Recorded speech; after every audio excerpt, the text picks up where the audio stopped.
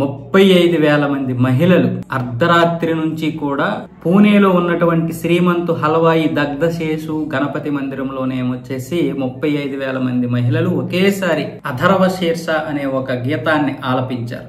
ఆ పారాయణం చేశారు. దాన్ని గత 40 సంవత్సరాలుగా ఇదే విధంగా చేస్తూ వచ్చారు. కానీ ఈ సంవత్సరం మాత్రం 35,000 మంది పాల్గొనడం విశేషం. ఇందులో ఉప ముఖ్యమంత్రి భార్య కూడా ఉన్నారు. మరికొంతమంది ప్రముఖుల యొక్క భార్యలు కూడా అందరు సామాన్య ప్రజల్లోనే కలిసిపోయి వాళ్ళు కూడా ఈ యొక్క అథర్వ శీర్షను అయితే ఆలపించడం జరిగింది. గత 40 సంవత్సరాలుగా దీన్నైతే ఈ సంస్కృతి కార్యక్రమాలు చేస్తున్నారు. కానీ 133 సంవత్సరాలుగా ఇక్కడ గణపతికి ఉత్సవాలు జరిపిస్తూనే ఉన్నారు ఈ దేవాలయంలో. ఇది ఇక్కడ చాలా ప్రసిద్ధి చెందినటువంటి దేవాలయం. అర్ధరాత్రి నుంచి మహిళలందరూ పూణేలో ఉన్నటువంటి చాలా మంది మహిళలు వచ్చి అక్కడైతే ఈ యొక్క కార్యక్రమాన్ని విజయవంతం చేశారు. కానీ నిజానికి అది విజయవంతం అంటే అదేది ఇది కాదు, పోటీ పెట్టడం ఏం కాదు.